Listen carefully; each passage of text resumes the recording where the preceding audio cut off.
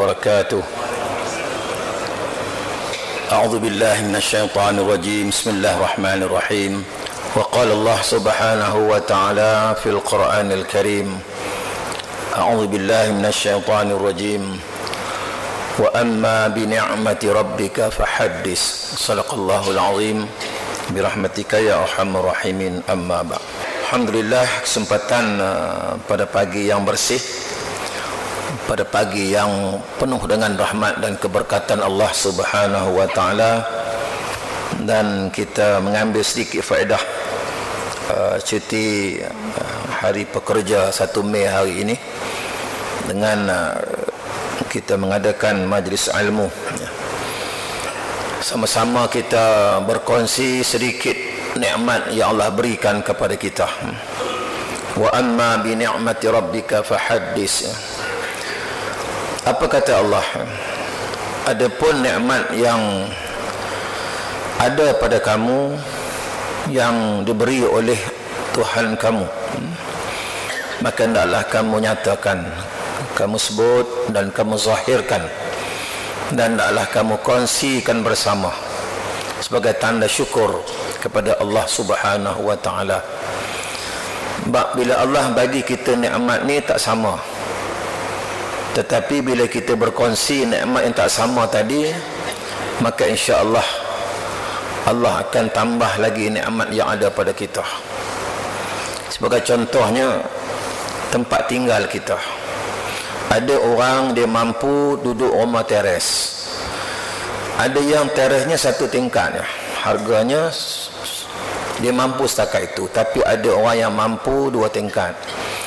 Ada orang dia mampu rumah teres 2 tingkat and lot, ataupun duduk kita kata conlot, harga pun lain. Dan ada orang dia mampu, duitnya banyak, dia beli sebuah banglo, duduk Bukit Damansara, Taman Tun.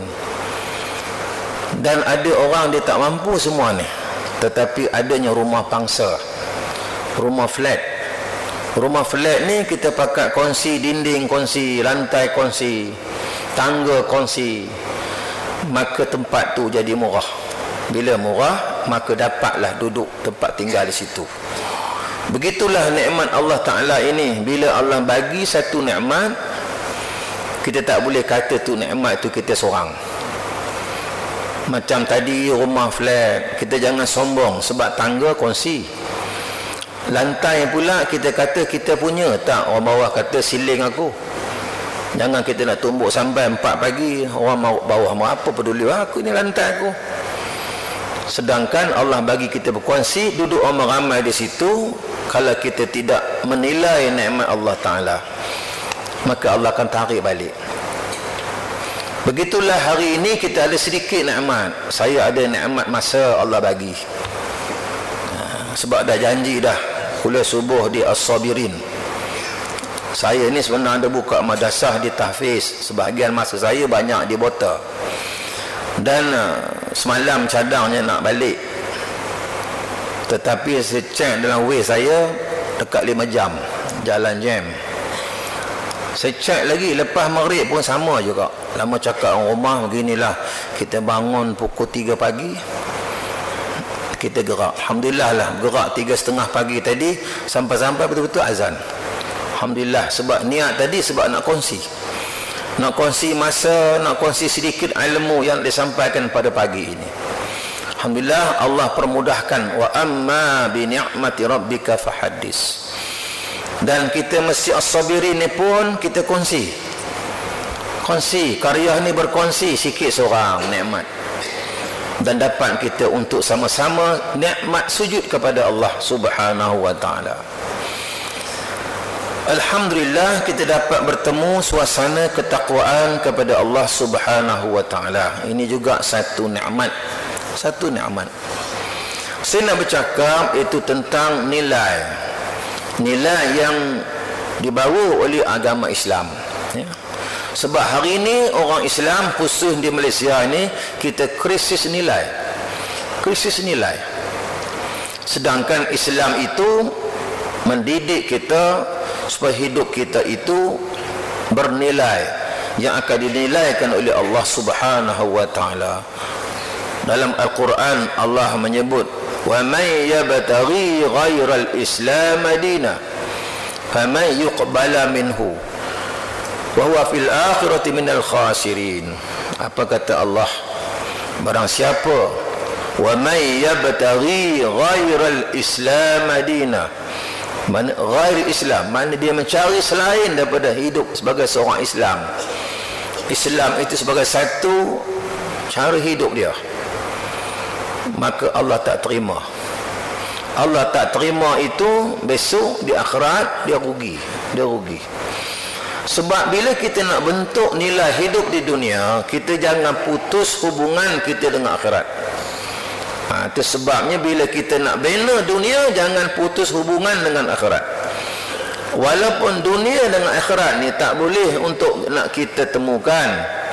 Bila kita mati, habislah dunia, kita akan pergi akhirat. Tetapi kita hidup atas dunia ini, kita nak ke mana? Kita akan pergi ke akhirat. Jadi bermakna kalau kita nak bina dunia, hidup kita, jangan putuskan hubungan dengan akhirat. Sebab kita nak ke sana besok. Itu sebab kita asal daripada kampung. Ada adik-beradik di kampung, duduk di Kuala Lumpur, walau kaya mana, jangan putus hubungan di kampung. Sebab kita asal daripada sana. Jadi makna bila sebut nilai, nilai ni hari ni orang mencari satu nilai hidup. Kalau nilai itu kita kata saya buat sebuah rumah di kampung Nakhoda 2002. Dulu masa buat dulu, ramai orang kata cantik rumah ustaz. Semua kata cantik sebab masa itu kita buat, kita baru buat. Maka kita lebih ke depan lah, orang kata cantik. Tapi sekarang rumah tu dah tak cantik dah, sebab cat dah pudar. Nak cantik balik, nak cat macam dulu, kena keluar modal, keluar duit lagi. Itulah dunia, benda baru. Tetapi bila sebut nilai akhirat ini, bila kita cari nilai akhirat, insya-Allah Allah bagi dua-dua. Dunia Allah bagi, akhirat Allah bagi. Sebab orang pergi Mekah, doa dia Arafah, Mina, dia minta dunia tak habis-habis. Minta niaga maju, minta kaya, macam-macam lah. Minta anak luluh puasa. Sedangkan di akhirat tadi kita minta lah, di Mina minta lah akhirat, minta masa syurga, lapangkan kubur kita. Sebab dunia adalah yang Allah bagi kita pergi Mina. Tapi kita lupa, kita nak juga dunia. Itu sebab kalau kita minta dunia, meniaga maju, belum tentu kita dapat akhirat. Tapi kalau kita minta akhirat, confirm Allah akan bagi dunia. Saya tak minta pun kereta elok, ada rumah selepas bersara di Jakim dulu. Tak minta pun, tapi Allah bagi. Sebab dia tahu kita bila bersara, kita nak teruskan, nak minta buat akhirat. Kita nak bina akhirat, tentulah ada perkakas dia. Dalam peristiwa Isra wal Mi'raj pun, Nabi nak pergi Sidratul Muntaha. Allah boleh bawa Nabi terus Muntaha, kun fayakun. Tapi Allah bagi perkakas. Allah nak menunjukkan kebesaran dia. Allazi barna haulahu, nak tunjuk kebesaran pada malam itu. Ada perkakas. Maka bila kita minta akhirat, Allah bagi dunia.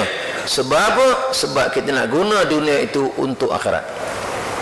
Kalau kita minta dunia, ramai hari ni dapat dunia, tapi dia lupa akhirat. Sebab dia lupa minta akhirat. Macam kita balik rumah, Pak, abang nak makan nasi lah. Kita nak makan nasi, rumah sibuk nak goreng telur, tumbuk sambal, dah nak makan nasi je. Perkakas tu maka Allah bagi. Kita minta nasi, kalau rumah bagi, dia bagi nasi je. Awak nasi lauk ni, awak minta nasi, mengong macam ini, dia akan bagi kita lauk. Tapi cuba minta lauk, wah aku nak makan lauk dia bagi. Mana nasi? Awak kata awak nak lauk. Ada orang nak meratah lauk, boleh makan lauk tanpa nasi, tapi makan nasi tanpa lauk tak boleh.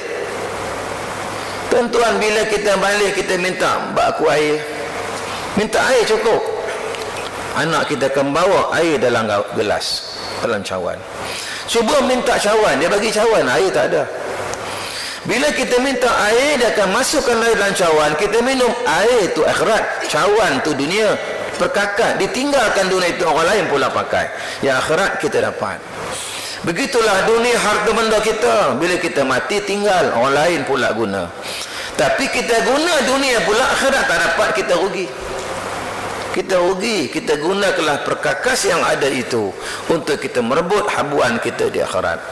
Itu sebab bila sebut nilai, nilai ini terbagi kepada dua. Satu, nilai yang baik berasaskan nilai tauhid, nilai aqidah, bersumberkan kepada wahyu Allah. Satu lagi nilai baik berasaskan nilai akal. Al-aqlu nur minallah. Akal itu juga dia akan menilai benda yang baik. Orang bukan Islam pun juga mereka berakal. Mereka juga buat baik. Orang bukan Islam, orang kafir buat benda baik. Itu sebab orang bukan Islam, walau kita berbeza agama, tapi kalau fikiran kita nak yang baik, tak ada masalah kita berbalah masalah lain agama. Sebab masing-masing ke arah nak buat baik.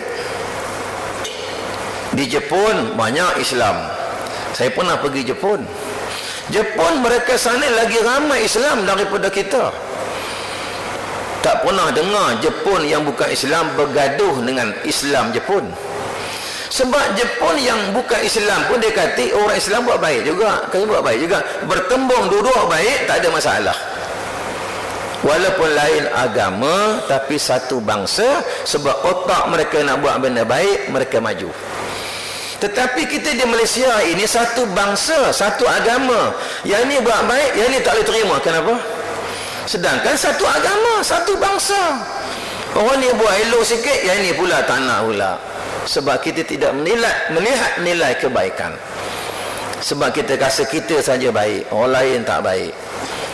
Jepun boleh, Jepun dia maju. Jepun maju. Saya pernah dulu diminta baca doa. Masa dulu saya di Jawi, pecah tanah, satu projek besar. Dia pecah tanah resmikan oleh Datuk Bandar Tan Sri Ali Humar masa itu. Saya Jawi arahkan untuk baca doa. Pergilah kawasan lapang tu ada kemah. Jepun pun ramai sebab projek tu Jepun buat. Satu unit tu sampai 800,000 tahun 80-an ni. 800,000 satu unit tu mahal. Datuk Bandar duduk sebelah dengan saya. Orang Melayu pun ramai, orang Jepun pun ramai. Chairman daripada Jepun datang, chairman daripada Jepun. Chairman ni umur dia dekat 80, 75, 76. Oleh kerana projek tu dia punya, maka dia nak bercakap. Saya duk fikir Jepun ni mesti cakap orang putih, dia cakap Jepun. Konnichiwa, mushi. Nganga semua orang Melayu.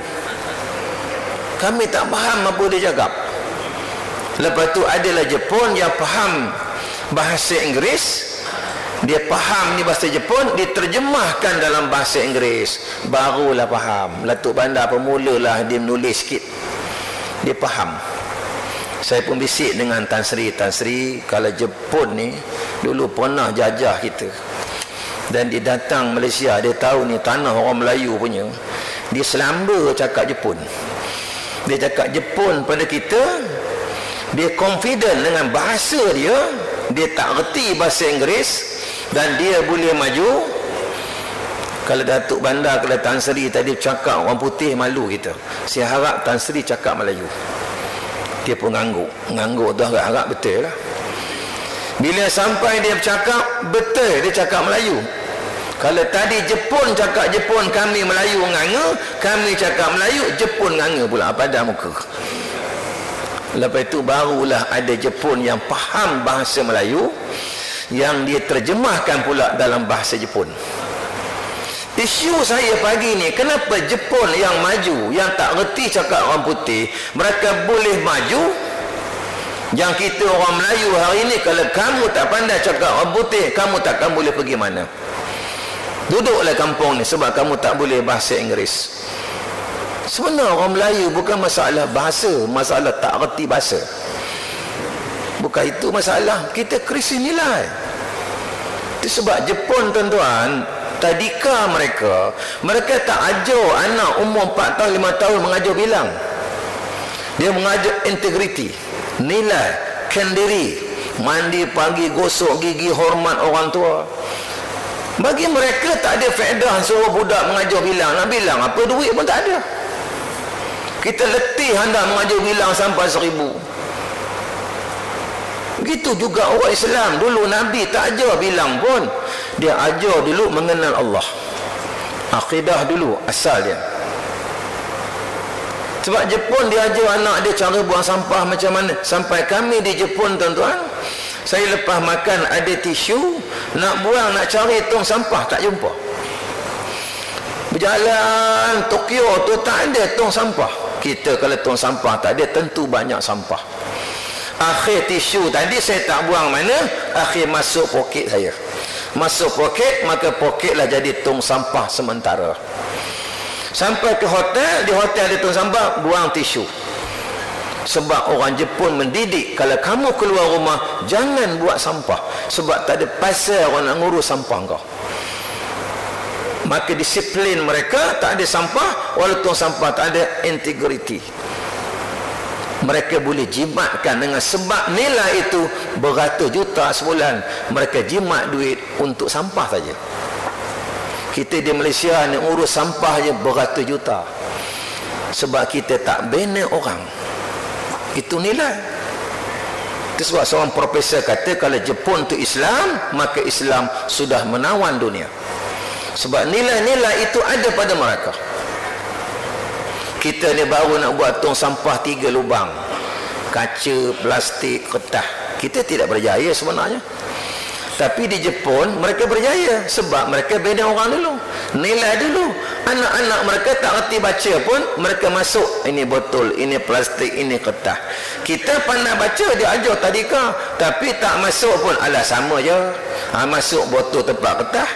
Sebab nilai. Kita tidak berjaya sebenarnya. Sebab kita reti baca tapi tak baca. Jepun tak pandai baca tapi mereka ada nilai. Kita kata Islam membina nilai. Sebab di Jepun tuan-tuan, jangan terkejut kalau pada menteri dia orang bisnes, kalau tipu orang, kalau masuk mahkamah, dia tak boleh meniaga dah. Dia sanggup bunuh diri. Sebab dia tak boleh hidup. Sebab bukan hukuman mahkamah, hukuman rakyat tu lagi hebat. Sebab di Jepun, kita tak heran dengar Perdana Menteri terjun flat bunuh diri. Kita di Malaysia tuan-tuan, rasuah macam mana pun bertanding lagi menang. Mereka tak bunuh diri, mereka rasuah. Kita undi dia, kita bunuh diri sebenarnya. Kita bunuh diri kita secara pelan-pelan. Ini bunuh diri, ini susah hidup. Susah hidup. Sebab apa kita ambil lagi orang macam ni? Sebab itulah nilai diri kita. Kalau kita orang bernilai, kita takkan ambil orang macam ni.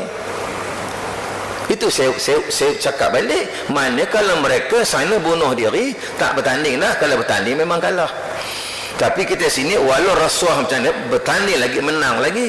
Mereka tak bunuh diri, kita yang bunuh diri sebenarnya. Bunuh diri sendiri. Tapi bunuh diri sendiri cara pelan-pelan. Sekarang ni banyak orang nak mengeluh dah, susah nak hidup. Susah hidup, bunuh diri lah tu. Susah hidup. Itu boleh faham kan ni? Bukan?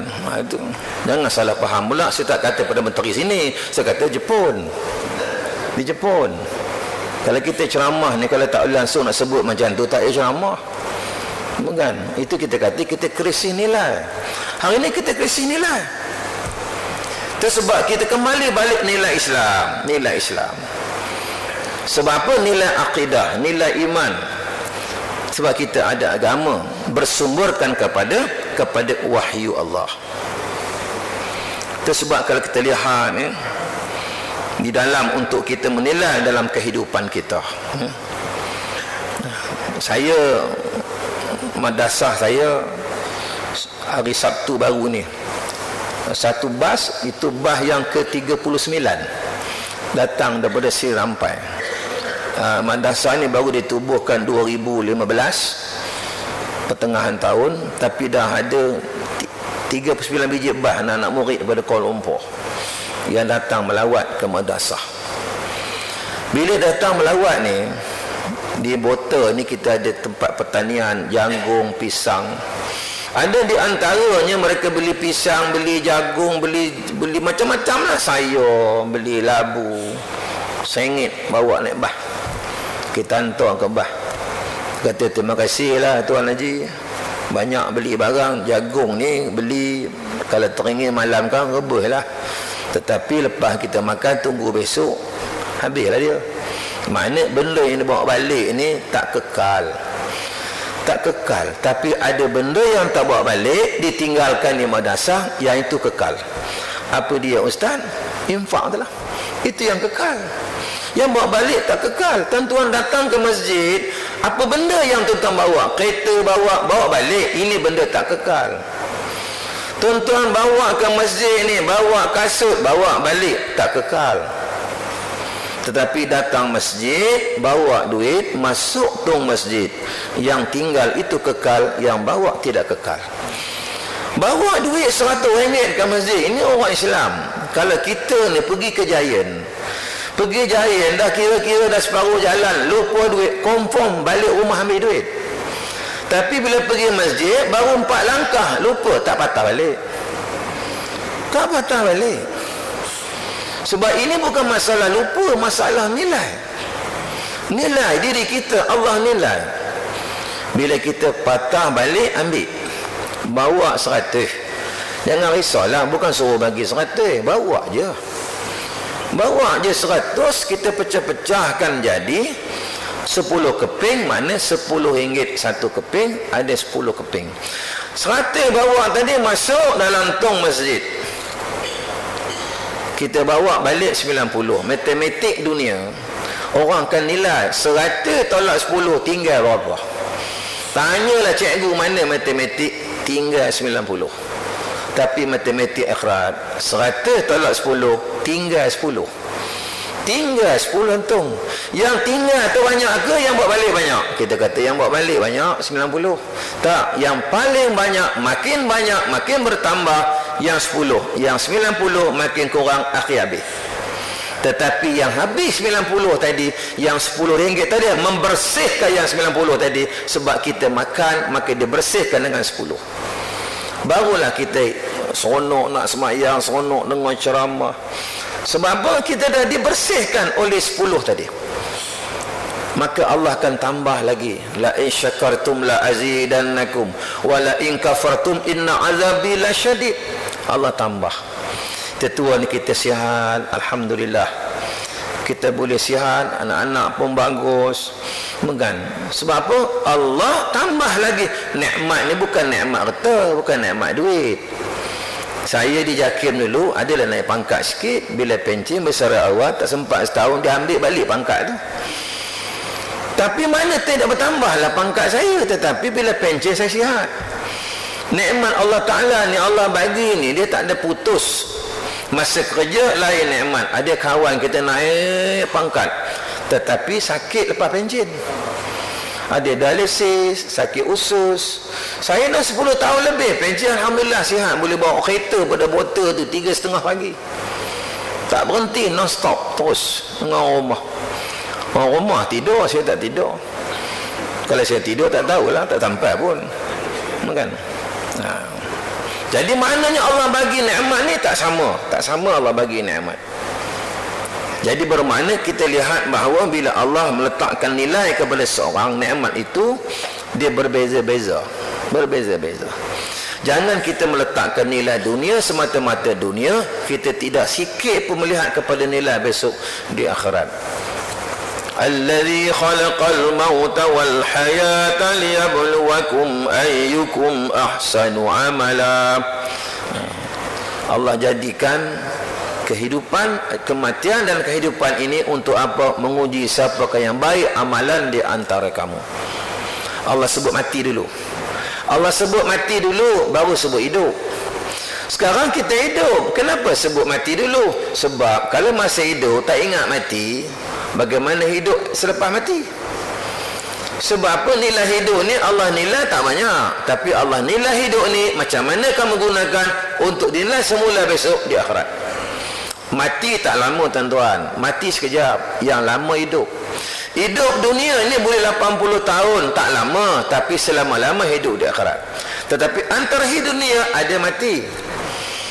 Ada mati. Mana bila mati tak lama. Berapa lama mati? Sekejap je.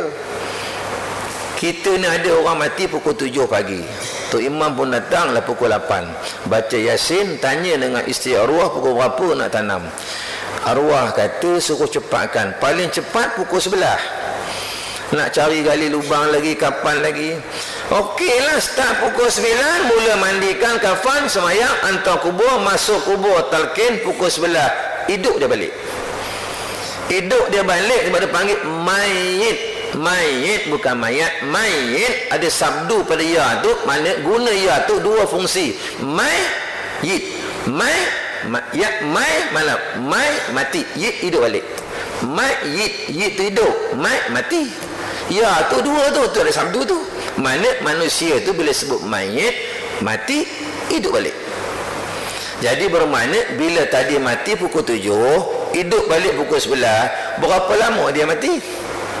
8, 9, 10, 11, 4 jam je. Apa nak takut mati 4 jam je? Tapi takut selepas hidup balik. Dalam kubur tu, hidup balik tu. Yang hidup sekarang ni kita tak merasa. Tak terasa sebab apa? Kita nilai dengan akal. Akal dia tak sampai. Itu sebab orang zaman jahiliah, jahiliah moden, sebelum turun wahyu, mereka sangat mendewakan akal fikiran mereka, mengagungkan akal mereka. Tetapi bila turun wahyu Allah, bila turun wahyu Allah, ketika itu tamatlah keagungan akal. Akal itu sendiri perlu mendapat bimbingan wahyu Allah. Sebab akal tak cukup. Dunia boleh kita gunakan akal, tapi akal tak boleh sampai ke akhirat. Kita boleh cipta hari ni robot, kita cipta angkasa. Apa nama tu? Angkasawan kita dulu, apa, Dr. Muzaffar. Kita bawa naik kita punya roket di Moskow, 365 km di angkasa, dan dia boleh balik ke bumi. Dia tak kata Syekh Muzaffar akan balik ke dunia. Tak, balik ke bumi. Bukan balik ke dunia. Kalau cuba hantar ke akhirat, tak balik dah. Sebab angkasa tu masih lagi lingkup dunia. Lingkup dunia, otak boleh buat apa benda pun. Tetapi tak ada otak yang boleh buat satu benda, alat cipta untuk pergi akhirat. Tetapi Nabi dah pergi akhirat dah. Dan Nabi balik peristiwa Isra' wal Mi'raj. Sebab Allah Ta'ala jalankan dia. Allazi akan subhanallazi asra bi 'abdihi lailan minal masjidil haram ilal masjidil aqsa, dan terus Sidratul Muntaha. Dan Nabi balik pada malam itu juga. Tetapi Syekh Muzaffar berapa lama dia angkasa, dan dia balik. Kalau dia boleh pergi akhirat, boleh cerita, orang akan tutup kitab bab Isra' wal Mi'raj. Sebab kita tak boleh nak lawan dengan Allah Ta'ala. Sebab akal manusia tak sampai. Hari ini akal manusia boleh cipta yang kadang-kadang tak terfikir oleh akal orang dulu. Kalau orang dulu 100 tahun kita cerita dengan dulu moyang kita, opah moyang, percaya tak akan datang kalau orang pergi Mekah, kita boleh bercakap dengan dia. Hei, kau gila engkau, 6,000 km naik kapal laut 3 bulan, mana boleh orang bercakap? Baru pergi lepas pelabuhan Pulau Pinang ada tak dengar cakap dah. Tapi kalau mereka yang mati 100 tahun dulu, dia dengar ni cakap telefon, boleh WhatsApp muka, boleh hantar gambar, dia gila pula. Maknanya akal manusia ni sebenarnya setakat dunia ni pun, orang-orang yang hidup ini pun zaman situ sudah berlalu dah. Zaman sekarang tuan-tuan ni, dia cerita komputer macam-macam sekarang ni, kita umur 70 ni tak masuk dah. Tak masuk. Anak kita umur 7 tahun, Masya Allah, dengan handphone dia boleh type laju tu, dia send terus. Pandai kau. Umur 7 tahun. Itu pakcik tahu yang saya tahu, yang banyak lagi pakcik tak tahu yang saya tahu. Oh, cakap besar pula budak ni. Sebab itu zaman dia. Zaman kita otak ni tak boleh lah. Kalau dah tertua umur 80 nak masih WhatsApp, guru WhatsApp lagi, lama Quran tak baca habis. Bagus juga tak tahu. Kalau tahu jawabnya lagi teruk lah. Ini sekarang yang rosak di Mekah ni sekarang ni, itulah dia ni. Banyak buang masa. Selfie tak Quran, tangkap gambar selfie ni 14 minit Quran tak baca lagi. Orang dulu tak ada benda ni, Masya Allah, konsentrate. Itulah nilai pada hari ini kita kata kita maju. Itu sebab dulu mereka sangat mendewa akal fikiran mereka. Sebab belum turun wahyu ketika itu. Bila turun wahyu, tamat keagungan akal. Pada hari ini jahiliyah moden, dengan akal juga tuan-tuan, tapi bentuk baru. Bentuk baru, akhirnya Quran dah jadi rendah. Jadi rendah. Semua kita nilai-nilai hari ini di jari kita. Dulu tuan-tuan jemput ke Nuri, pergi rumah, sembang dulu, minum kopi. Dululah. Sekarang ni dah tak ada masa dah kita. Tak, hantar WhatsApp je. Balas. Orang pun hantar WhatsApp pun, dia hantar makan, dia balik, itu je lah. Mana nilai? Kita krisis nilai pada hari ini. Krisis nilai. Krisis nilai. Hari ini tuan-tuan kita kata suami isteri, bila akad nikah saja, mulalah berkongsi nikmat. Kongsi nikmat walau isteri tadi tidak bekerja. Isteri saya tidak bekerja. Dulu dia bekerja, berhenti. Jadi dia ikut saya ke mana-mana. Jadi bila isteri tak bekerja, kalau rumah tangga dibina 30 tahun, berlaku perceraian, maka berebut harta sepencarian.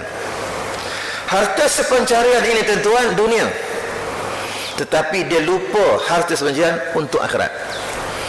Saya tuan-tuan, saya mengajar, saya pergi ke mana, jadi imam, pergi mengajar. Ini harta sepencarian akhirat, orang rumah saya dapat. Dia dapat.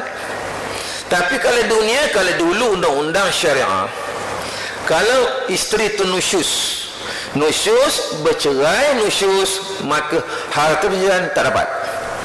Tapi dikaji balik, kita tidak berlaku adil kepada wanita. 30 tahun dia taat, tiba hari tu tak taat, dia nusyus, bercerai, minta cerai, harta pencarian tak dapat 30 tahun tu. Maka undang-undang dunia dipindah balik, dapat balik. Walaupun dia nusyus, sebab 30 tahun dia taat kepada suami dia, maka dia berebutlah harta sepencarian. Tapi harta sepencarian akhirat tidak akan luput. Itu sebab berlaku perceraian, setakat tu je dia jaga kita, bancuh kopi, dia masak nasi, tiba bercerai. Bercerai, maka harta pencarian tadi, pahala dia jaga kita tu tetap dapat. Sebab ini pencarian yang dapat besok di akhirat. Jadi orang perempuan, kalau suami tu rajin ke masjid, jangan marah. Kalau dia tak pergi masjid, marah. Awak pergi masjid, kenapa pula? Kalau awak tak pergi, saya dapat pahala. Sia-sia bancuh kopi awak. Bukan, pergi masjid, dah mayang masjid, dapat dia tahiyatul masjid, mayang sunat, dengar ceramah, melambat-lambat pahala turun ke rumah, walau isteri tak datang. Tapi alangkah baik kalau isteri pun sama datang, kita dapat pahala pula bawa dia. Itu sebab kita bila orang rumah dah tertua, dah tinggal berdua, apa lagi? Bawa lah. Dulu lama tak bawa, sekarang pun tak bawa juga. Tersakit lutut ustaz, dia kata bawa lah juga, dukung lah. Dulu masa muda tak bawa, dia tua dukung lah. Nak bayar balik yang dulu muda tak bawa, nak dukung. Macam tahulah kita pun sakit lutut juga, kan? Itu sebab kita tidur malam tu, kita pukul 2 pagi bangun toilet ada lagi, alhamdulillah. Toilet ada lagi. Ada orang toilet dah tak ada. Barulah teringat masa ada dulu tak bawa pergi masjid. Toilet tinggal bantai je. Ya Allah. Betul, toilet lepas 6 bulan ada balik. Tu ganti baru. Yang tu baru dia bersyukur, bawa ke masjid. Bawa masjid. Bukan. Tapi tuan-tuan ni toilet ada lagi, bila tak ada ni. Jangan. Yang ada tu kita jagalah elok. Tak siap buat pergi klinik, sebab dia menyumbang pahala. Ini kita kata harta sepencarian yang kekal besok di akhirat. Apa nak nilai lagi dunia ni? Kan rumah yang kita duduk ni pun Allah banyak bilik, satu bilik tu duduk pun atas pun tak naik dah. Dah tak larat dah sakit lutut. Dulu nilai masa muda lain, dah tua lain dah nilai. Nilai kita ni bukan makin ke atas, makin ke bawah. Makin ke bawah kita, kan? Kita ni duduk dunia ni, Masya Allah. Kita ni jalan, orang duduk apartment. Duduk apartment, dia naik ke atas, kereta tinggal bawah. Bila mati besok, dia di bawah, kereta di atas pula. kereta lalu kat atas BMW. Itu kereta aku tu. Dia kenal kereta dia. Orang lain bawa, dah tukar nama dah. Bini aku sebelah dah kahwin orang lain dah. Songkok aku dia pakai ni juga. Kasut aku selipar aku habis dia pakai ni. Sebab bukan kita punya dah.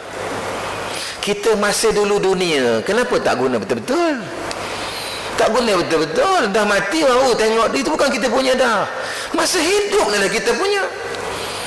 Kasut kita punya kita bawa, songkok kita punya kita pakai. Allah bagi pinjam, itu perkakas. Isteri kita tu Allah bagi pinjam halal masa hidup. Bila mati terpulang dia nak kahwin lain. Kalau selera masih ada tak ada masalah. Ada orang dia kahwin lain. Kita kata isi lain, kita pun tunggu mati kahwin lain juga. Bukan, tak ada masalah. Orang rumah kata awak nak kahwin tunggu saya mati dulu. Tak tahu bila dia mati lah kita mati dulu. Memang tak lepas lah. Bukan. Memang dia tak bagi. Bukan. Tak bagi tu salah. Apa lah cari pasal. Bawa yang satu tu sudah. Bukan. Dia nak kahwin 2, 3 pun yang satu pun tak bawa masjid. Jadi itu nilai. Saya baru ni kursus haji tuan-tuan. Satu orang peserta tanya kepada saya. Dia kata, Ustaz, balik haji besok mesti kena pakai serban ke Ustaz? Dia bertanya itu, mesti ke kena pakai serban? Soalan tu kena faham betul-betul. Dia rasa macam pergi haji tak ada masalah. Duit ada. Kota pun dah sampai. Boleh ikut package. Tapi balik tu mesti ke pakai serban? Saya tanya balik. Kursus haji ni saya 20 tahun dah. Pernahkah saya kursus haji ni mengajar orang ikat serban? Itu tanya ustaz tu. Dan apa dia kerja haji? Kerja haji ni tawaf, sa'i, pergi Arafah, niat ihram, patah larang, jaga. Itu kerja haji. Bila balik Malaysia ada buat tawaf lagi? Tak ada dah. Mana kerja haji dia tak buat dah. Yang pakai serban tu, itu bukan kerja haji. Itu bukan kerja haji.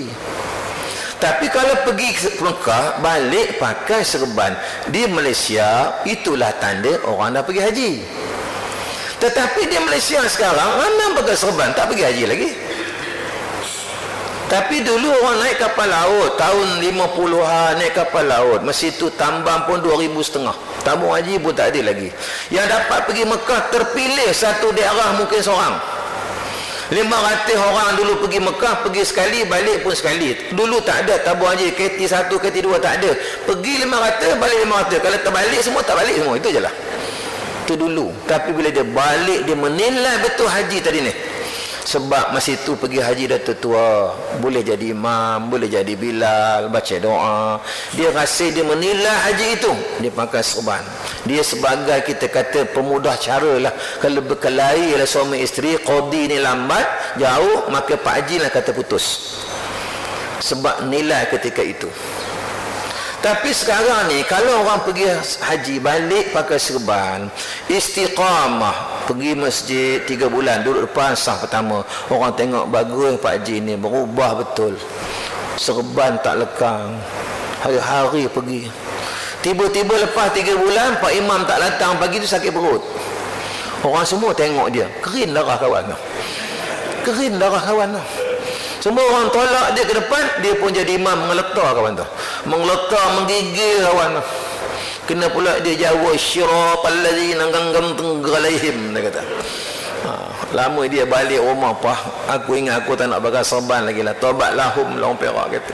Sebab dia pesuruh aku jadi imam. Kalau itu masalah kau, tak payah pakai. Ini persepsi. Kita jangan hukum orang pakai serban ni. Semua dia reti. Sebab zaman sekarang orang menilai itu bukan itu lagi. Kalau dulu pakai lebay itu boleh macam orang dah. Sekarang dia dah pakai lebay itu dah jadi satu trend hari ini. Tapi nak meletakkan serban tak kepala itu bukan senang. Dia dah pakai itu, dah bagus dah. Tapi yang pakai serban pula jangan kata tak pakai serban kau orang iman. Itu persepsi nama dia. Tuan-tuan Pak Haji dah pergi Mekah dah, mana serban? Tak pergi masjid. Bukan makna ada orang dililit serban, pergi pasar pun lilit serban, dia boleh buat-buat lah. Bukan, itu satu nilai. Ada orang ni dia baca Jawi pun tak reti, tapi dia pakai serban, lantik jadi ketua kampung. Dah tu anak buah dapat surat tulis Jawi, anak mengaji Mesir. Yang anak pun tahu bapa Rumi pun merangkak dia tulis Jawi, action no dia. Jadi seminggu surat tu dapat, mak tolak bapa tolak mak. Bacalah apa anak kita nak mana, aku tahu Jawi. Aku pergi jumpa Pak Imam kursus seminggu. Jumpa tuan kampung pakai serban tadi. Tuan kampung dia pun macam aku juga. Gak kerti. Dulu tu aja tuan kampung sebab kabel je. Tidak, aku pun dapat juga. Awak ni menyangka burung orang, dia dah lama tuan kampung kita dah belajar Jawi dah. Pergilah rumah. Assalamualaikum. Waalaikumsalam. Ni tu sidang dapat surat ni tulis Jawi. Tak boleh nak baca, minta tolong bacakan. Anak bagi ngaji Mesir. Tok sidang pun tengok. Teman pun tak boleh baca juga Jawi ni, dia kata. Lama yang bawa surat, apa guna Mika pakai serban, Jawi pun tak boleh baca. Ingat-ingat pakai serban bolehlah tolong baca Jawi. Kalau begitu Mika pula pakai serban, ambil. Dia pun pakailah. Anak surat. Sama juga tak boleh, dia kata. Bukan serban yang baca. Jadi maknanya itu persepsi. Kita meletakkan satu nilai itu begitu. Saya dulu tuan-tuan jadi imam 15 tahun. Ikat sorban. Lama naik pangkat pindah ke Jakim. Saya pakai sorban. Seminggu sempat. Pengarah panggil, Syekh, pejabat tak boleh pakai sorban macam ni. Apa pula? Saya di masjid macam ni. Itu masjid, ini pejabat. Habis kan ke masjid tu bawa Jakim juga. Boleh, tapi orang Jakim pergi masjid boleh pakai serban. Orang masjid pergi Jakim tak pakai serban ni tu. Habis kalau nak pakai juga, minta nak pakai juga, minta lilik elok kemas. Tapi warna putih. Jangan hari Selasa hijau, besok merah. Tak boleh, dia kata. Dia putih kemas. Tapi tak ada ekor. Si pembuat cantik tengok cermin. Bagus juga, nampak muda 10 tahun. Sonok pakai serban yang tak berekor kemas. Bila kita mengajar pula, masa itu krisis di sikit nilai dulu. Nilai Pak Haji serban ni dulu, yang Nuh Ibrahim dulu. Saya pun pakailah serban mengajar yang tak berekor. Lama paham masjid yang berekor, tengok saya pula tak berekor. Ini spesies lain dia ni kata. Dia ni daripada grup mana ni kata. Aku tengok ekor tak ada, dia kata. Kerja mana ustaz tu? Jakim. Tahulah betul tu Jakim, memang ekor tak ada, dia kata. Kita ada ekor, dia kata. Dia dah mula bergaduh ekor tak berekor ni. Itu satu nilai tu, dia pun mula tanya. Dia kata, ustaz, apa hukum sorban tak berekor? Ni jenis yang ada ekor ni, jenis haqqah ni, dia berani lawan ni, bila perang panglima ni, dia tanya orang ramai tak apa hukum sorban tak berekor. Saya pun selamba jawab, begini Syekh, serban ni banyak jenis. Kita tahu tak, serban yang ada lebay merah, yang putih lilit ni, itu dia panggil ulama azhar. Yang ekor panjang dia letak belah kanan, itu fuqaha, ahli fiqh. Kalau ekor panjang dia letak belah kiri, itu sufi, orang tasawuf. Tapi bila ekor panjang ni menunjukkan orang tu ilmu banyak, macam entahlah ilmu banyak. Yang ekor pendek ilmu ni sikit. Yang anak tak berekor ni tak tahu banyak mana ilmu dia. Dia pun senyap, dia tunduk gitu. Itu bukan jawapan, tapi itu saja recycle balik. Dia nak bom saya bom dia balik. Dia hormat kat saya. Ini kita kata hari ini kita krisis nilai. Orang pakai serban tak pakai serban, orang pakai songkok hitam. Ini orang Melayu berbalah. Ini kita krisis nilai. Kita kehilangan satu nilai. Satu nilai. Yang dulu pakai serban, dia buka serban. Tuan-tuan, orang tu kalau biasa pakai songkok hitam, dia datang ke masjid, jangan tengok dia. Dia pakai songkok datang masjid, tak ada masalah. Tapi kalau orang tu biasa tak pakai songkok, hari tu dia pakai songkok, mana ada orang mati lah tu. Sebab kita orang Melayu ni, songkok tu keluar bila orang mati, kenduri kahwin, nikah kahwin, pergi masjid, kursus haji. Kalau pergi kursus haji, mak mentua tanya, kau nak ke mana mak? Kursus haji mak, pakai lebah. Mesti pakai lebah kursus haji. Lepas haji, buka lebah balik. Apakah letak Islam tu pada lebah kita? Ini kita krisis tu. Banyak benda lain lagi yang kita tertinggal. Kalau kita kata songkok hitam tu gitu orang Melayu punya, Tak, di parlimen sekarang ni orang Cina tu dia pakai songkok hitam. Ahli parlimen saya tu uniform dia pakai songkok hitam. Tan Seng Gio tu kepung dia pakai songkok hitam. Tu apa tu yang batu tu dia pakai songkok hitam. Dia pakai songkok hitam, orang Melayu tak ada marah, tak ada masalah. Tapi kalau orang Cina kafir mula pakai serban, perang kita. Sebab nilai serban jangan main. Baru kita nampak nilai tu. Songkok boleh, serban jangan. Boleh faham tak tu? Bukan kalau tampak Cina kafir mula pakai serban di parlimen, dia nak tiru Haji Hadi, penumbuk dia siap. Kalau nak pakai juga, bawah potong dulu. Tak berani dia. Bukan. Ini yang berlaku sekarang. Ambil gambar dengan Cina semua, nampak sama je mereka tu, Melayu dengan Cina sama. Tapi buka seluar baru nampak tak sama. Ini dia nak menentang balik ni, yang kita ni pakai serban, menentang Islam, menentang orang masjid. Siapa dia? Bukan orang lain. Bukan orang lain. Ini kita kata kita krisis nilai. Krisis nilai. Sinilah kita. Ini baru ni masalah mak tahfiz. Tuan-tuan dah tahu cerita sebenar. Cerita sebenar TV tak ada. Kita banyak lagi, kita pun talian hayat kita banyak. Budak ni memang dah sakit lama pun. Ada rawatan hospital, ada dia punya kad rawatan dia ada. Tak adanya rotan sekali jadi macam tu.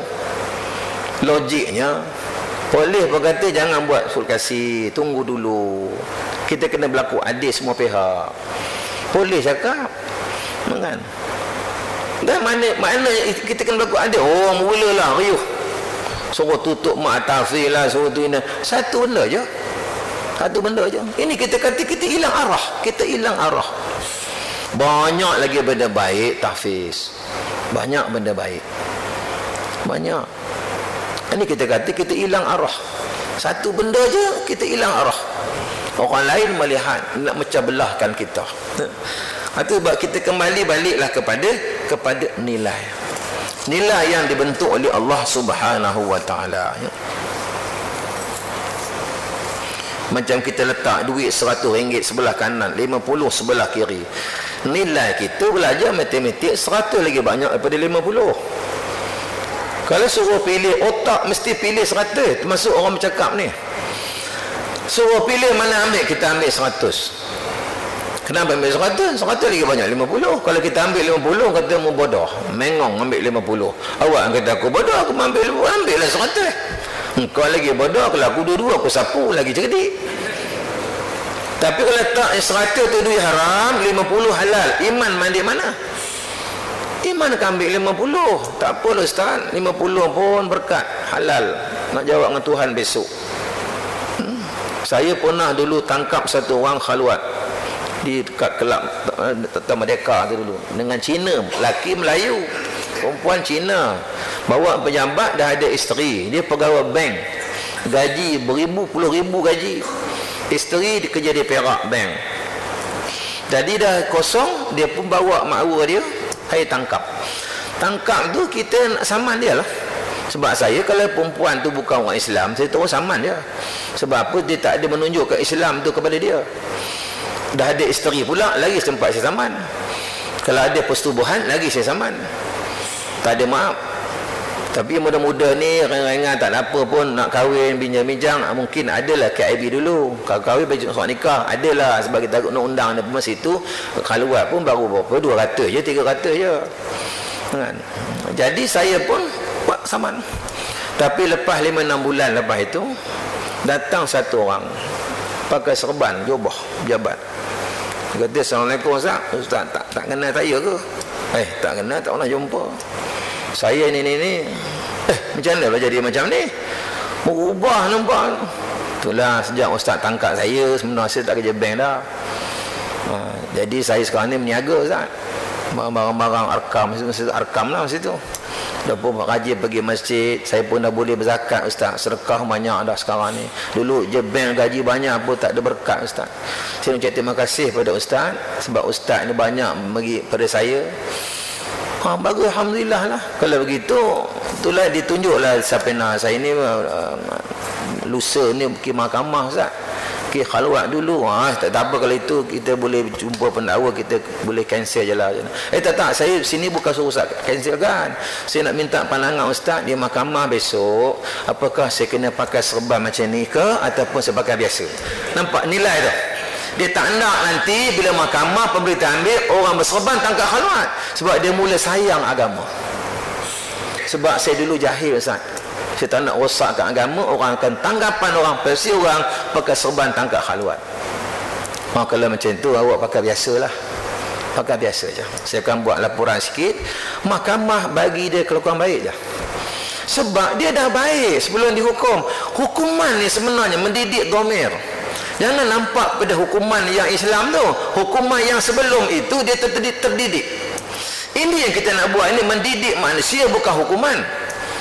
Islam tidak zalim, tapi undang-undang yang ada tidak mendidik. Tidak mendidik. Dia kata dia pun dah, isteri pun dah berhenti kerja bank, kami sekarang buat usaha sendiri, meniaga. Dia kata, Ustaz terima kasih banyaklah, Allah takdirkan Ustaz datang malam tu, dan saya pun apa Ustaz bagi ceramah tu, saya pun terbuka hati, jumpa orang masjid, saya pun dah meniaga, dia pun ada sikit ekonomi, belajar pun dia meniaga, alhamdulillah. Cuma ubah channel saja, tapi dia berubah nilai itu, dan dia sayang nilai yang ada sekarang. Sebab apa? Dia minta pandangan kita. Ini kita tuan-tuan, jangan cepat kita hukum. Bukan serban tangkap khalwat. Dulu dia jahil murakab, sebab dia kena khalwat tu, dengan sebab itulah dia mendapat hidayah Allah Subhanahu wa taala. Itu pun kadang-kadang Allah nak bagi kita satu nilai. Hidup ni tuan-tuan, nilai itulah mana yang kita ambil, dan Allah akan nilai balik semula besok. Allah nilai balik semula untuk kita, dinilai oleh Allah Subhanahu wa taala. Jadi bermakna apabila kita melihat kepada harta yang ada pada hari ini, itu satu nilai manusia, Allah menilai. Tapi macam mana cara kita menggunakan harta benda kita? Hari ini kekayaan manusia tuan-tuan luar biasa. Luar biasa. Di Bota tuan-tuan, di Bota hari Jumaat, ada lagi orang bila tong tu bergerak. Masalah ini khutbah kata tak boleh kutip derma. Bukan. Kenapa bangkit sekarang? Kenapa dulu tak dibangkitkan? Habis orang dulu berdosa banyak, tak sah Jumaat. Kenapa sekarang? Saya, ini pandangan kami lah. Kami pun ada usrah, kami ada grup juga. Bukan? Sebab bila masjid ni duit banyak, kutipan dia macam-macam, dia banyak. Bila duit banyak, ceramah banyak. Bila ceramah banyak, mereka pun jenis panas ceramah banyak ni. Macam mana nak kurangkan ceramah? Jangan bagi kutip derma. Masa khutbah ni ramai orang nak bagi pun. Lepas khutbah orang balik tak ada. Sebelum khutbah orang tak datang lagi. Bila masjid tak ada duit, kuliah pun tak ada lah.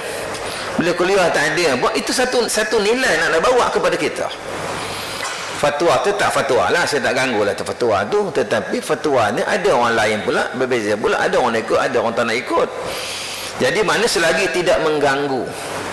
Tidak mengganggu. Kalau nak kira mengganggu, sebenarnya siapa yang datang jemaat, handphone haram buat masjid. Letak kat luar, ada kotak khas itu. Sebab nanti bunyi telefon lah, bunyi tu lah, mesej lah, apa semua, ganggu juga tu. Mengganggu juga.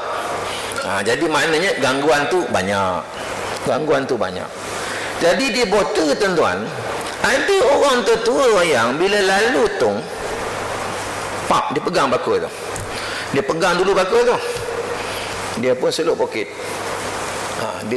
Orang sekarang ni dia pegang duit dulu. Bila tung lalu turun masuk. Ni tak, dia tahan dulu baru seluk. Dia pegang duit RM1. Dia korek dalam bakul tu. Cari duit siling. Cari duit siling, pak, dia ambil 8 kupang. Masa tu RM1. Berapa dia bagi? 20 sen. Jangan ketawakan dia, sebab dia susah, tapi tanda susah di akhirat. Sebab dia ada RM1, 8 kupang, nak beli tocu, nak beli cili, itu yang ada. Tapi dia tak lupa akhirat, dia bagi 20 sen. 20 sen seminggu. Kalau sebulan tak sampai RM1 lagi. Apa salahnya bagi RM1 tu? Kita ni kadang-kadang di kampungan ada tak siap terkutip lepas tarawih, pap 50 sen.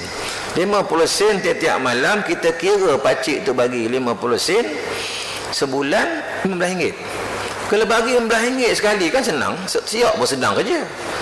Tak, sebab dia nak lemposin, malaikat catat lemposin. Dia nak malaikat buat kerja juga, catat lemposin, catat lemposin. Sebab apa? Dia rasa 5 kupang tu bagi dia tak ada susah. Bagi RM11 banyak, tak jadi bagi. Bukan sebab dia banyak tak jadi bagi tu. Biar sedikit tetapi istiqamah. Macam orang miskin, kerjanya tukang kayu, tembang kayu dengan kapak borok tu, jual kayu, sedekah juga. Sebab miskin. Tapi dah bertahun tembang kayu, akhirnya kayu-kayu hutan habis. Dia pergi tepi sungai Perak, kat botol tu, itu tepi sungai tu rezeki kerajaan. Dia tebang, orang tak marah. Dia tebang, lalu tepi sungai, pom jatuh kapak dalam sungai. Jatuh kapak dalam sungai, dia menong tu. Allah, habis aku kapak ni lah cara hidup aku. Tak ada kapak nak tebang kayu macam mana. Dia orang susah. Dia menong tu. Timbul jin sungai. Apa hal kau?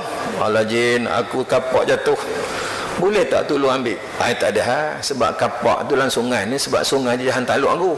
Daripada gerik sampai intan, aku jaga. Dia kata, oh luar jahan taluk jin ni. Jin pun nyelam. Lama juga jin tu nyelam.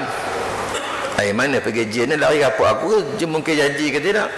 Tak, janji ditepati. Timbul jin dibawa kapak emas. Ini kapak kau? Bukan jin, kapak aku besi je. Tak apa, nyelam lagi. Kapak intan. Bukan jin, kapak aku besi je. Kau jangan main aku jin, kapak aku besi je. Tak apa.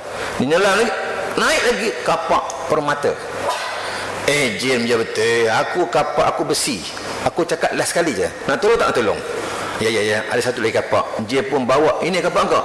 Ini kapak aku jin. Kau besi je. Tapi Jin fikir terbedik-bedik mata, kau ni manusia ke apa? Aku bagi kapak emas, tak nak pemata intan. Sebab kau susah hidup. Tak apa Jin, sebab kapak aku memang besi je. Aku mesti amanah, jujur. Tak apa, susah dunia akhirat besok Allah bagi aku senang pula. Lama Jin kata begini, sebab engkau baik, aku bagi 3 kapak ni. Kaya Pak Mat ni. Kaya Pak Mat pun duit banyak, jual kapak besi simpan, dia pun pergi pindah Kuala Lumpur. Kuala Lumpur buat rumah Taman Permata ni. Buat rumah tu, rumah besar.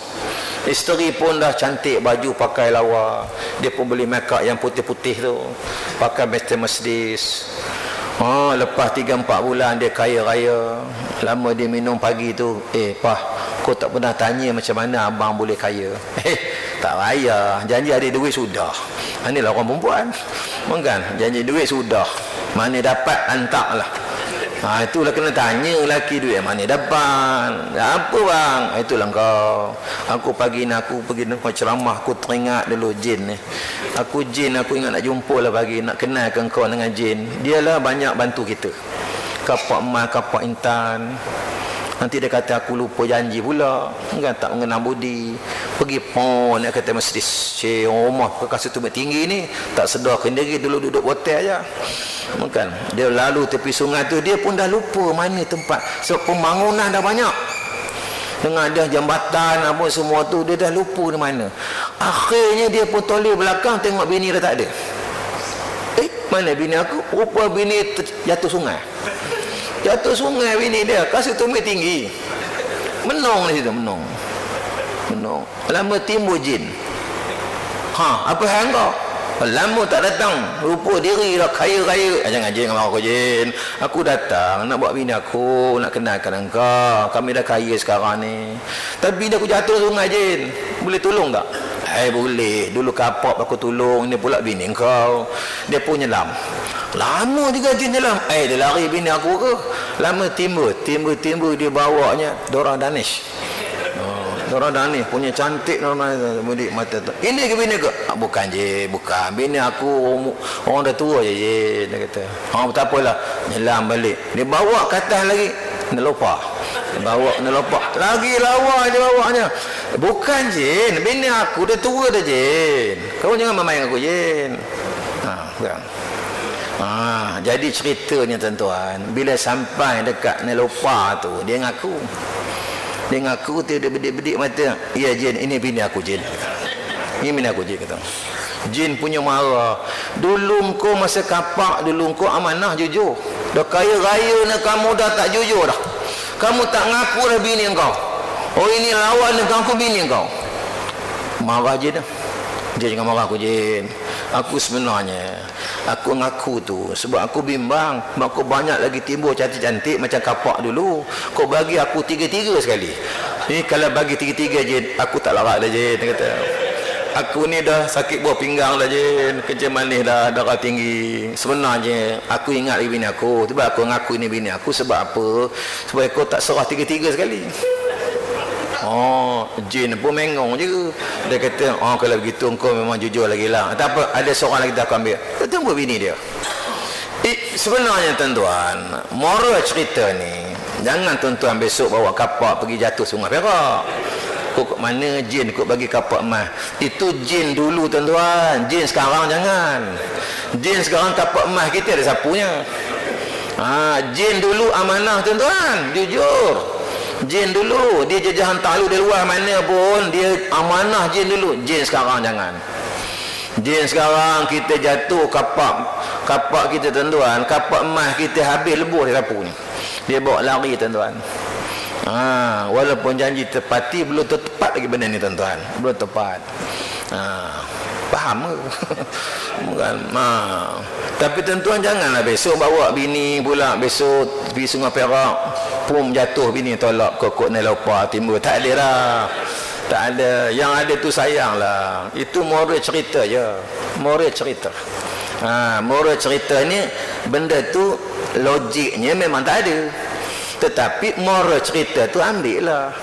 Bukan bawa balik apa benda ustaz cerita subuh ni. Dia kata tak, aku ingat nelopa. Dia kata kapak. Dia kata mana dia tak faham moral tu, moral cerita tu. Jadi mana sedekahnya biar sedikit, tetapi yang sedikit tu berterusan. Sebab ditunggu banyak belum tentu kita sedekah. Kalau masih sedikit kita ingat pada Allah, kita sedekah. Bila banyak besok Allah ingat pada kita pula. Tapi masa sedikit pun tak sedekah, tunggu banyak, masa banyak besok pun lupa juga. Sebab masa sedikit pun lupa. Sebab masa sedikit pun kita ingat kepada Allah. Bila kita banyak besok Allah ingatkan pada kita. Ini bab sedekah.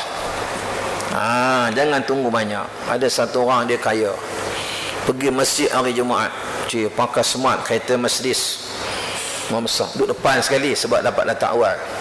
Dia pun zikir, lalu tung masjid. Oh, ini minta sedekah ni.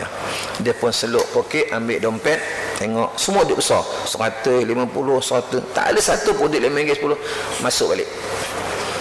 Dia tak jadi bagi, dia seluk poket ni, ada RM2 lebih parking semalam, dia masuk dalam kotak. Sebelum kotak nak jalan, ada orang cuit belakang. Toleh tengok pakcik gigit dengan sebatang baju pagoda je. Dia bagi 2 keping duit 50, 100, suruh masuk. Orang tua dengan dia suruh aku masuk, mentang-mentang aku bagi RM2. Riak ke apa? Bagilah sendiri, nanti sampai kau dalam hatilah. Tapi tak apalah, dia nak tolong bagi, dapat kita upah. Pak, masuk 100. Tu berjalan jauh, sembang. Assalamualaikum pakcik. Oh, banyak pakcik bagi. Pakcik kau apa tak mau jarang nampak. Pakcik pada kampung, pada botol mana. Tapi malu pakcik, saya bagi RM2 je. Pakcik bagi macam ini pun bagi 100. Tu kan duit saya, duit anak jatuh kat belakang tadi. Dia kata rupa masuk dompet tadi, duit tu ditarik malaikat 2 keping. Sebab lalu rekod malaikat tengok dia bagi 100. Tapi pasal apa dia bagi RM2? Itu yang malaikat tarik. Allah, duit aku rupanya. Yang kau bersatu hal juga cakap lah duit aku. Aku tak cakap, aku suruh masuk. Aku bagi je. Aku bagi je, dia kata. Tapi dalam rekod 100, kenapa jadi 102? Sebab RM2 tu denda lewat bayar. Jadi mana Allah Ta'ala ni nak tolong kita. Kadang-kadang duit kita hilang, orang ambil, niat masuk tu masjid. Itu yang pahala tak sangka tu. Tapi kalau yang 100 tadi letak belakang, pakcik tu belakang dia tak nampak, dia buta. Lepas Jumaat Tok Sia pun dia vacuum kapet, sap telan dia dalam vacuum. Kemana pergi dia tu? Tung sampah. Mana nak silap bagi tapi lentung masjid, tapi kalau tak silap pun masuk tung sampah. Tentu kita nak, yo silap tak apa, tapi masuk tung masjid. Kadang-kadang macam-macam cara Allah nak bagi kita sedekah. Sama tadi budak tahfiz tadi. Dia meninggal umur 11 tahun, hafal 2-3 juzuk. Syurga redha. Mak bapak pun dah maafkan redha. Syurga pakej jalan pendek. Yang ada tunggu ni, tunggu lagi lah 3-4 tahun dah menghafal 30 juzuk, kena tasmik, bayar yuran lagi, kan panjang lagi masa. Tetapi yang mati tadi ni, dia seorang masuk syurga mak bapak dia saja. Tetapi yang terus panjang tadi, ramai lagi akan masuk syurga. Sebab bila tu juzuk dia hafal, dia akan buka lagi mak tahfiz. Ramai lagi anak murid, ramai lagi dia tarik masuk syurga. Yang ini dia seorang saja. Allah bagi pakej dia. Pakej tak sama. Pakej tak sama. Imam Ghazali kata, jalan ke syurga ini ada jalan panjang, ada jalan pendek. Ini jalan pendek, syurga. Tapi yang kita duduk mengata ni, takut neraka pasal-pasal aja kita. Kena tahu cerita sebenar. Sebab apa? Banyak benda baik Allah bagi hikmah. Hikmah tu Allah bagi banyak. Itu sebab orang perempuan bila suami mati, isteri mati, jangan dia kata awak yang kahwin lain. Sampai dah mati tak kahwin lain. Sebab apa? Kena cakap besok bila Yah meninggal, awak kahwin lain, cari kawan jaga awak. Bukankah bila dapat kawan jaga, baca Yasin 2 orang tak? Dapat arwah tadi. Tapi kalau tinggal seorang, 1 Yasin ya. Kenapa 1 Yasin? Allah pada muka aku tak bagi dia kahwin. Bukan, bagi kahwin dapat lagi Yasin 2. Isteri yang baru baca juga dapat juga. Bukan? Itu positif lah. Kalau negatif memang tak bagi terus. Tak gitu, alah awak masih hidup tak Yasin, dah kahwin 2 lagi tak Yasin. Ini masalah pula. Itu tak nak campur lah kan. Tak nak campur lah. Tapi kita ambil yang positif. Yang positif. Ini kita ambil pakej tadi. Pakej ni mak sakit ni, dia syurga lah. Aman damai lah. Sebab dia memang dah sakit lama. Masalah kaki. Takkanlah cepat sangat, logiknya begitulah. Tapi orang tak cerita. Dia ambil gembar-gemburkan, nak pecah belahkan kita. Sebab orang cari pasal. Nak cari pasal. Jadi kita orang masjid ni, kita jangan cepat melatah. Sebab banyak lagi benda baik yang akan diusahakan oleh mak tahfiz, melahirkan imam, melahirkan qadhi, pergi Mesir, pergi Yaman. Bukan, kadang-kadang ada orang kumpulan dia rimah. Rimah, tengok pakai serban putih banyak-banyak dia rimah. Tak cerita tuan, kalau berkumpul semua budak-budak tahfiz satu Malaysia, ratus ribu berkumpul putih pakai serban, rasa ada yang pensel mati hospital tu. Bukan, dia tak boleh tengok ramai putih tu dia mati. Bukan, senang nak bagi dia mati, pakai putih semua, insya-Allah. Termasuk Masjid As-Sabirin, kalau misalnya kata hari Jumaat semua pakai putih semua hari Jumaat. Kita buat hari Jumaat, kita hari putih. Semua putih semua tuan-tuan, keluar semua putih. Orang akan gerun kepada kita. Orang akan respect kepada kita. Tapi bukan senang nak menyatukan orang. Bukan senang. Bak serban, bak jubah putih pun susah. Takkan tak boleh jubah lain? Dah mula tanya dah. Datanglah. Janji dia datang. Tapi mana dah pakai putih pula, yang kata yang hijau tak betul, yang hijau pula kata yang merah tak betul. Ini masalah kita. Sebab kita krisis nilai kita. Mudah-mudahan bila berlaku ini, dia akan ada hikmah, dia akan menyatukan kita. Jadi mudah-mudahan setakat itulah jam pun dah 7.30 ya. Jadi wallahu alam. Terima kasih kepada pihak masjid kerana bagi ruang kepada saya pada pagi ini. Mudahan ada keberkatannya. Saya minta maaf banyak-banyak kalau ada kesilapan percakapan saya. Jadi sekian, assalamualaikum warahmatullahi wabarakatuh.